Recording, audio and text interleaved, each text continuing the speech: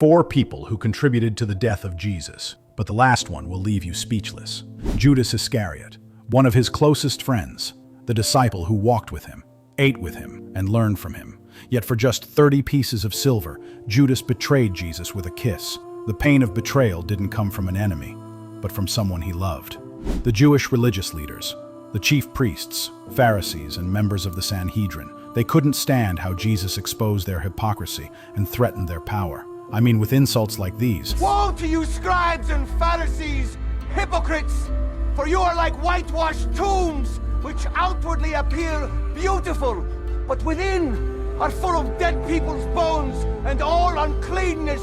For you also outwardly appear righteous to others, but within you are full of hypocrisy and lawlessness, you brood of vipers. How will you escape being condemned to hell? They plotted, schemed, and condemned the Son of God under false charges of blasphemy.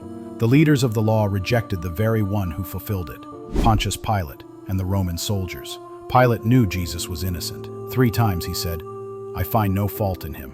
But when the crowd shouted louder, "Crucify him," Pilate washed his hands and handed Jesus over to be crucified, while the Roman soldiers mocked him, scourged him, and nailed him to the cross. The world's greatest injustice carried out under Roman authority. Humanity. The hardest truth of all. It wasn't just Judas. It wasn't just the priests, Pilate, or the soldiers. It was us too.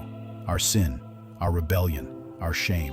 Isaiah 53 says, "He was pierced for our transgressions, crushed for our iniquities, and by his wounds we are healed." Jesus had the opportunity to live a normal life, but he chose us, even when he knew the price was death. He died because of me, because of you, because of us all. And yes, the false witnesses, King Herod, and the angry crowd also played their part. But the truth is, we all contributed to the death of Jesus. And yet, through his death, we've been given life. If this moved you, share it with someone who needs to remember the cost of our salvation. And comment, "Thank you, my Lord and Savior."